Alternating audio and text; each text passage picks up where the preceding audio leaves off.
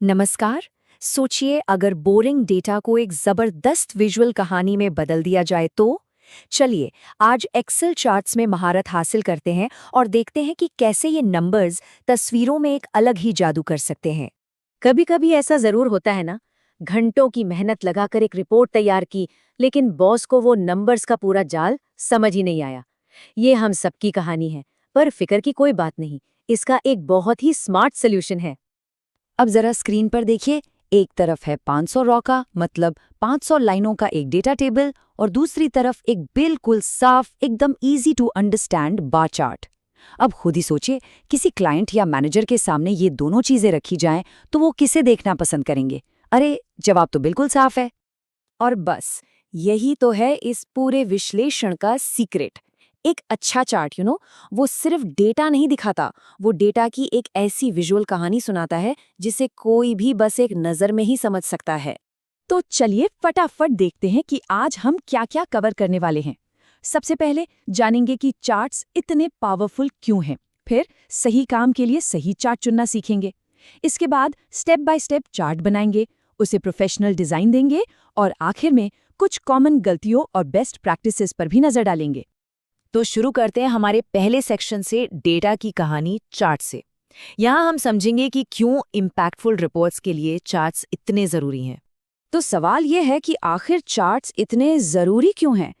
सबसे पहली बात, ये मुश्किल से मुश्किल डेटा को सेकंडों में समझने लायक बना देते हैं, मतलब मीटिंग्स में टाइम की सीधी बचत। दूसरा, जब ट्रेंड्स और पैटर्न एकदम साफ दिखते हैं तो बेहतर और तेज फैसले लेना कितना आसान हो जाता है। ग्रोथ हो या परफॉर्मेंस, सब कुछ आसानी से ट्रैक किया जा सकता है। और सबसे जरूरी बात, एक अच्छा चार्ट किसी भी रिपोर्ट को तुरंत एक प्रोफेशनल और भरोसेमंद लुक दे देता है। चलिए अब आगे बढ़ते हैं हमारे दूसरे सेक्शन पर। देखिए, जैसे हर काम के लिए एक सही टूल होता है ना?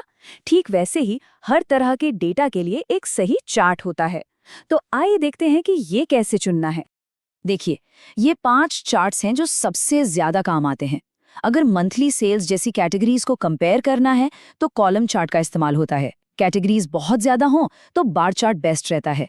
वक्त के साथ प्रॉफिट ग्रोथ जैसे ट्रेंड्स को देखना हो तो लाइन चार्ट से बेहतर कुछ नहीं।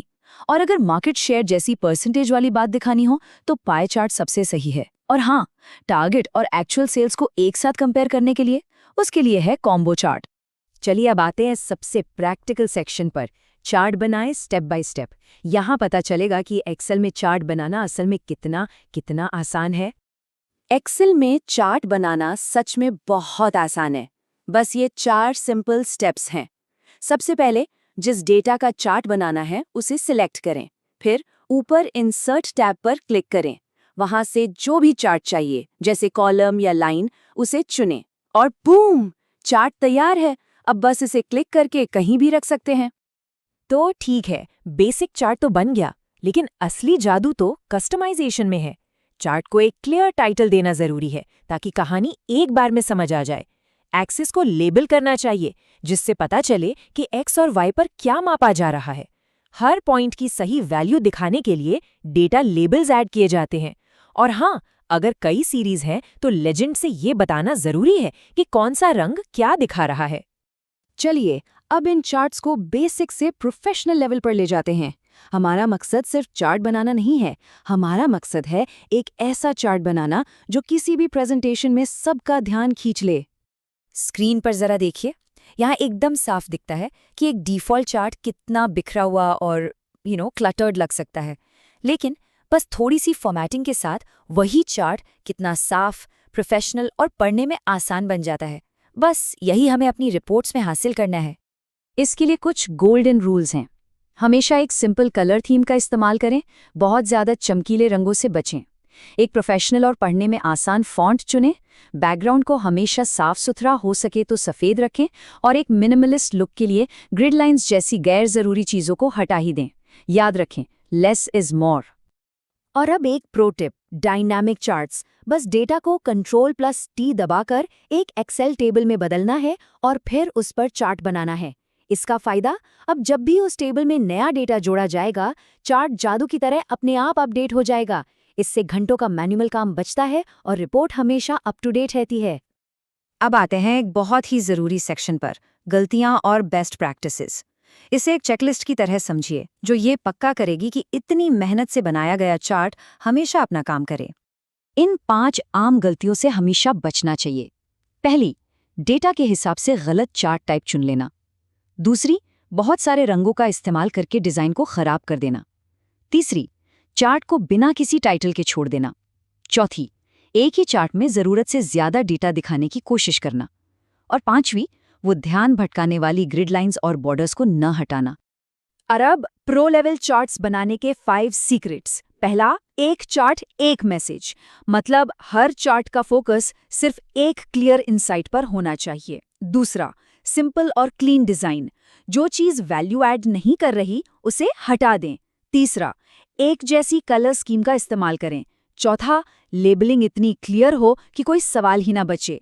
और पांचवा, डिजाइन हमेशा ऑडियंस को ध्यान में रखकर बनाना चाहिए ताकि वो हमेशा प्रेजेंटेशन रेडी रहे। जैसा कि कहा जाता है, एक बेहतरीन चार्ट सिर्फ देखा नहीं जाता, उसे समझा जाता है, और यही हम सबका लक्ष्य होना चाहिए। तो सबसे जरूरी बात क्या निकल कर आती है? यही के चार्ट्स रॉ डेटा को सिर्फ नंबरों के घेर से निकालकर ऐसे साफ और एक्शन लेने लायक बिजनेस इनसाइट्स में बदल देते हैं जिन पर बड़े फैसले लिए जा सकें। और ये एक ऐसी स्किल है जो आज के दौर में हर प्रोफेशनल के लिए सच में बहुत कीमती है। देखिए, चार्ट्स तो डेटा विजुअलाइजेशन की नींव है, और अब जब ये नींव मजबूत हो गई है तो अगली बार हम इस पर एक और मंजिल बनाने वाले हैं। हमारे अगले विश्लेषण में हम बात करेंगे पिवट टेबल्स की, जो डेटा को समराइज करने का सबसे पावरफुल टूल माना जाता है। तो तैयार रहिएगा 3 अप्रैल के लिए। इस विश्लेषण को देखने के लिए बहुत बहुत धन्यवाद।